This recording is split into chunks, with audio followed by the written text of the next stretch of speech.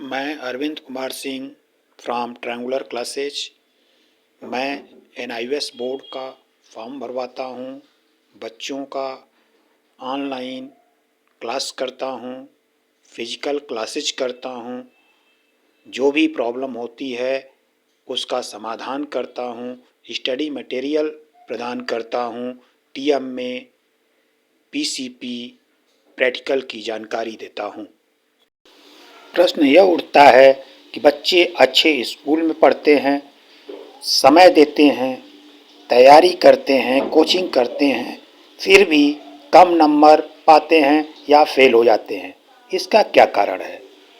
जब मैंने विचार किया तो मैंने पाया कि यदि हम ब्रेन ट्रेनिंग करवा लें तो इन समस्याओं का समाधान पा सकते हैं।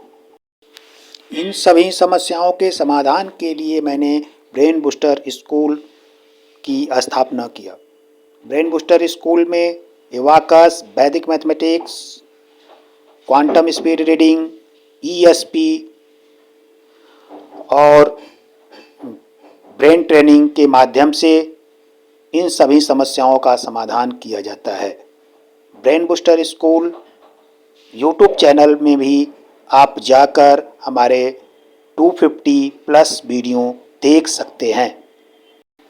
मैं स्कूल, कॉलेज, यूनिवर्सिटी में एडमिशन करवाता हूँ, ब्रेन ट्रेनिंग करता हूँ, ब्रेन का टेस्ट करता हूँ। स्कूल, कॉलेज, यूनिवर्सिटी में वर्कशॉप के माध्यम से बच्चों की समस्त एजुकेशनल समस्याओं का समाधान करता हूँ। मेरी संस्था टीम 360 जयपुर और गुरु एजुकेशन से एसोसिएटेड है। मेरी संस्था का मुख्य उद्देश्य जन जन का मानसिक, शारीरिक, सामाजिक, आर्थिक एवं आध्यात्मिक विकास करना है। मैं सर्वप्रथम विद्यार्थियों के फिंगरप्रिंट से उनके ब्रेन का टेस्ट करता हूँ।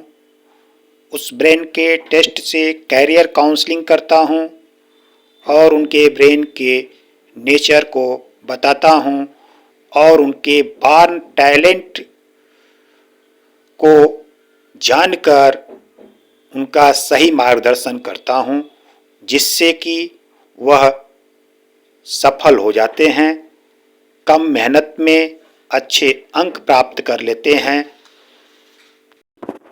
टेस्ट में जो वीकनेस आता है उसको दूर करने के लिए हम 10 दिन के वर्कशॉप करते हैं, जिसे हम मिड ब्रेन एक्टिवेशन कहते हैं।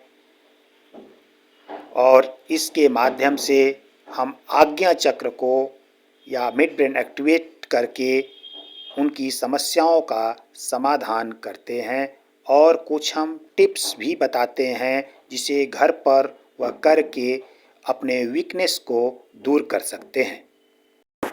आप सोच रहे होंगे कि ये चक्र क्या है, तो मैं ये बता देना चाहता हूँ कि हमारे शरीर में ऊर्जा के केंद्र होते हैं, जिन्हें हम चक्र कहते हैं। ये मुख्य 7 चक्र हैं, जिसमें सबसे पहला चक्र मूलाधार चक्र है, दूसरा चक्र स्वादिष्ठान चक्र है, तीसरा मणिपुर चक्र है, चौथा हृदय चक्र है, पांचवा विशुद्धि चक्र या कंठ चक्र है, छठवां आज्ञा चक्र है, सातवां सहस्त्रार चक्र है। इन सभी चक्रों को एक्टिवेट करके हम मानसिक, शारीरिक, सामाजिक, आर्थिक एवं आध्यात्मिक समस्याओं का समाधान कर सकते हैं। मेरी संस्था इन सभी चक्रों को बैलेंस करती है। इसको हम मेडिटेशन, योगा, म्यूजिक, जुम्बा एवं अफर्मेशन के माध्यम से इसे बैलेंस करते हैं। एक हम आध्यात्मिक विधि का उपयोग करते हैं, जिसे हम मंत्राज मेथड भी कहते हैं। यदि हम मन, कर्म, वचन और भोजन पर नियंत्रण कर लें तो भी हम अपने सातों चक्रों को एक्टिवेट या बैलेंस कर सकते हैं। आज मैं सबसे पहले चक्र मूलाधार चक्र के बारे में विस्तार से बताऊंगा कि इससे क्या लाभ है, इस चक्र को कैसे एक्टिवेट किया जाए, इसकी कितनी विधियां हैं, खान पान कैसा रखा जाए, कैसे कपड़े को पहने, किस कलर को क्या करें, इन सब पर हम विस्तार से बताएंगे। इस वीडियो को अंत तक ध्यानपूर्वक सुनें और अपने लाइफ में उतारें और सफल बनें। मूलाधार चक्र चक्रों के लिए एक न्यू फाउंडेशन का कार्य करता है। जिस प्रकार मकान को यदि मजबूत बनाना है तो उसका नींव मजबूत होना चाहिए। यदि नींव मजबूत होगा तो उसके ऊपर जो भी मंजिल बनेगा, जितनी भी मंजिल बनेगी, वो सब अस्थाई होंगी और टिकाऊ होगी। इस तरह यदि मूलाधार चक्र मजबूत है तो बाकी सभी मजबूत होंगे। मूलाधार चक्र के बारे में जानने के लिए सर्वप्रथम हमें संकल्प और ब्रह्मचर्य के बारे में जानना होगा और अपने लिए हुए संकल्प को समय से पूर्ण करना होगा और ब्रह्मचर्य का पालन करना होगा। यदि हम संकल्प को समय से पूर्ण करते हैं और ब्रह्मचर्य का पालन करते हैं तो मूलाधार चक्र स्वतः मजबूत हो जाता है। मूलाधार चक्र यदि मजबूत होगा तो हम ऊर्जावान होंगे, धैर्यवान होंगे, मन एकाग्र होगा, तेज स्मरण शक्ति होगी, साहसी होंगे, निडर होंगे और अनुशासित होंगे। ये सब गुण होने पर हम निश्चित सफल होंगे। इसलिए मूलाधार चक्र को बैलेंस करने की जरूरत है। यदि मूलाधार चक्र बैलेंस होगा तो ऊपर के अन्य चक्र बैलेंस हो सकते हैं। यदि मूलाधार चक्र बैलेंस नहीं है यानी कमज़ोर है तो हमें निम्नलिखित सिम्पटम दिखते हैं, जैसे भूख न लगना, चक्कर आना, नकारात्मक विचार आना, शरीर में कंपन होना, पाचन तंत्र सही न होना और पढ़ने में मन न लगना, आलस आना, डर लगना, बार बार क्रोध आना, भूलने की आदत, निराश होना, बात को टालना आदि दिखेगा। आजकल अत्यधिक मोबाइल का यूज भी मूलाधार चक्र को कमज़ोर कर रहा है, क्योंकि यदि हम ज़्यादा मोबाइल का यूज करते हैं तो हमारा संकल्प कमज़ोर होता है। यदि संकल्प कमज़ोर होगा तो मेरे अंदर जो सिम्पटम बताए हैं वह दिखेगा और असफलता हासिल होगा और ब्रह्मचर्य टूट जाएगा। यदि मूलाधार चक्र कमज़ोर होता है तो क्या समस्याएं होती हैं? भूख नहीं लगता है, चक्कर आता है, नकारात्मक विचार आते हैं, शरीर में कंपन होता है, कमजोरी लगता है, आलस आता है, बात को टालने की आदत हो जाती है, पढ़ाई में मन नहीं लगता है, डर लगता है, क्रोध आता है, भूलने की आदत होती है, निराशा का भाव होता है, बात करने में डर लगता है। ये सभी असफल होने के लक्षण भी हैं। अर्थात यदि आपको सफल होना है तो मूलाधार चक्र को जागृत करना होगा। मूलाधार चक्र यदि मजबूत हो जाता है, बैलेंस हो जाता है तो क्या होगा? आप ऊर्जावान होंगे, धैर्यवान होंगे, आपका मन एकाग्र होगा, स्मरण शक्ति तेज होगी, साहसी होंगे, अनुशासित होंगे, निडर होंगे। तो प्रश्न उठता है कि इस मूलाधार चक्र को कैसे जागृत करें। जो हमने 3 पर्व बताए, क्या उससे मूलाधार चक्र जागृत हो सकता है? मूलाधार चक्र पृथ्वी से जुड़ा है। आधार कहाँ होता है? पृथ्वी पर होता है। अर्थात पृथ्वी से जुड़ा हुआ यदि हम कार्य करते हैं तो देखिए, मैंने पहला बताया था कि पंचकोशी यात्रा। पंचकोशी यात्रा में हम बिना चप्पल जूते के 5 कोस की प्रतिदिन यात्रा करते हैं। यदि हम जमीन से जुड़े हुए हैं, अर्थात पैर जमीन से जुड़ा हुआ है, तो इस पंचकोशी यात्रा में हमारा मूलाधार चक्र जागृत हो जाता है। दूसरी बात कि खान पान। पंचकोशी यात्रा में सात्विक भोजन करते हैं। सात्विक भोजन करने से हमारा स्वादिष्ठान चक्र जागृत हो जाता है। स्वादिष्ठान चक्र जब जागृत हो जाता है, हमारा सिस्टम सही हो जाता है, पेट सही हो जाता है, तो जो हमारे संतान उत्पत्ति का स्थान है वह जो है स्ट्रांग हो जाता है, मजबूत हो जाता है। उसके बाद वहाँ से जब हम आगे बढ़ते हैं, ऊर्जा उत्पन्न होती है, तो मणिपुर चक्र, जिसको हम बैंक कहते हैं, वह बैंक हमारी कमाई बढ़ती है तो बैलेंस बढ़ता है, और बैलेंस को बचाने की जो है वह मूलाधार चक्र के आगे हो गया आपका स्वादिष्ठान चक्र, फिर मणिपुर चक्र हो गया। आप जो कमाते हैं वह बचने लगता है। नेक्स्ट आता है, उसमें कहा गया है कि जब हम पंचकोशी यात्रा करेंगे तो वाणी पर नियंत्रण रखेंगे, अर्थात सबके हित के बारे में बोलेंगे, सबके कल्याण के बारे में सोचेंगे। तो यदि ऐसा हम करते हैं तो हमारा हृदय चक्र जागृत हो जाता है। जब हृदय चक्र जागृत हो जाता है तो हमारे अंदर प्रेम का भाव उत्पन्न होने लगता है। प्रेम का भाव उत्पन्न होगा तो वाणी अच्छी निकलेगी। जब वाणी अच्छा निकलेगा तो हमारा कंठ चक्र जागृत हो जाएगा।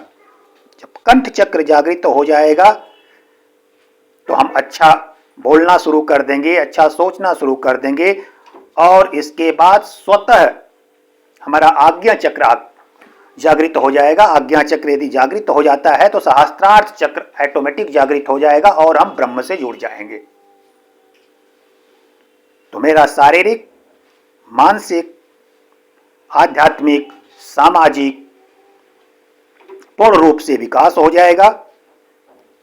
तो चलिए हम बताते हैं मूलाधार चक्र को कैसे जागृत करें, और इसे ध्यानपूर्वक सुने। तो मैं यहाँ पर 2 वर्ड बताने जा रहा हूं। पहला है संकल्प, दूसरा है ब्रह्मचर्य।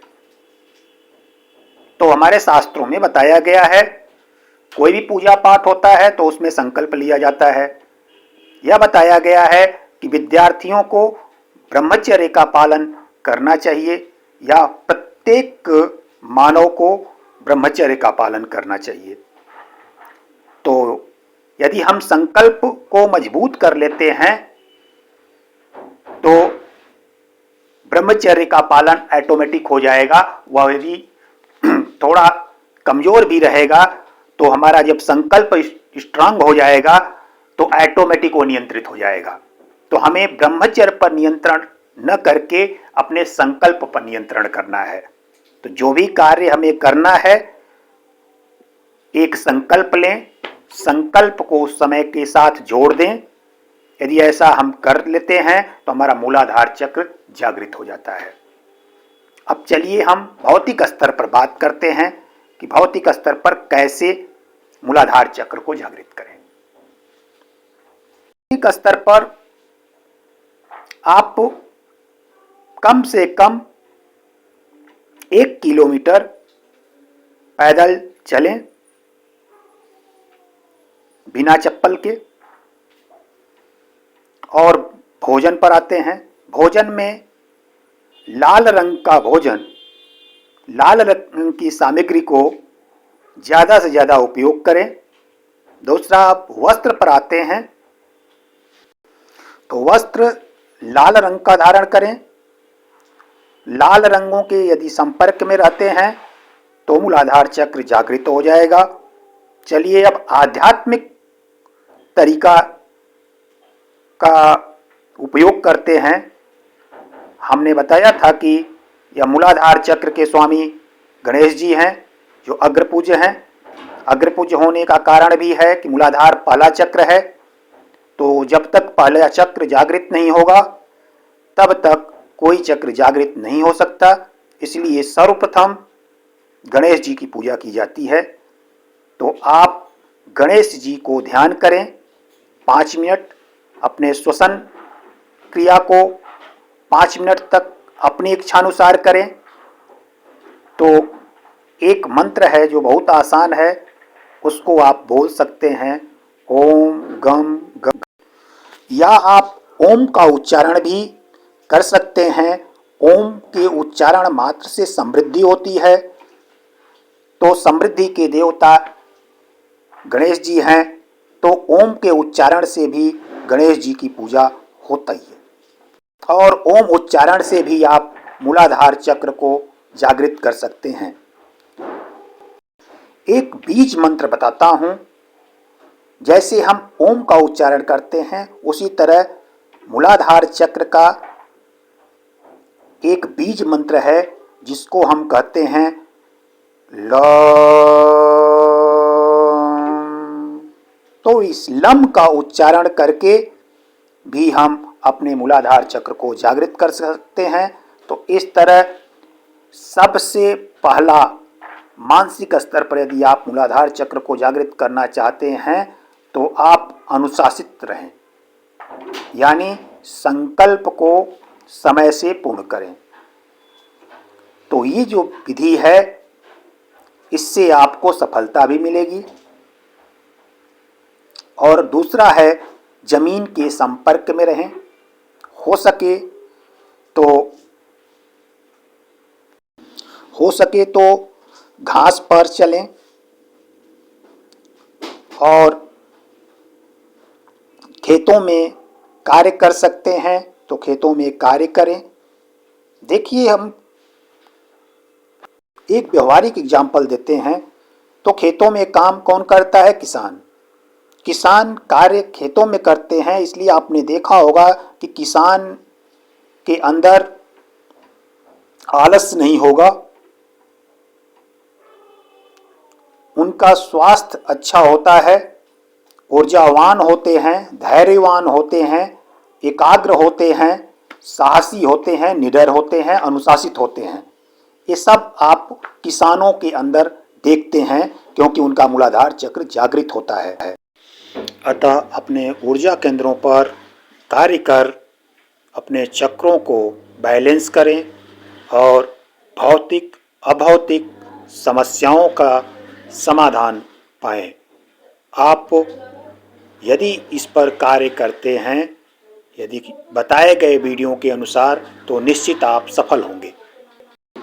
यदि आप समस्याओं से पीड़ित हैं और अपने चक्रों को बैलेंस करना चाहते हैं तो मेरे यहाँ प्रत्येक संडे मेडिटेशन, म्यूजिक, अफर्मेशन एवं सूत्राज, मंत्राज के माध्यम से एक्टिवेट कराते हैं। धन्यवाद, नमस्कार।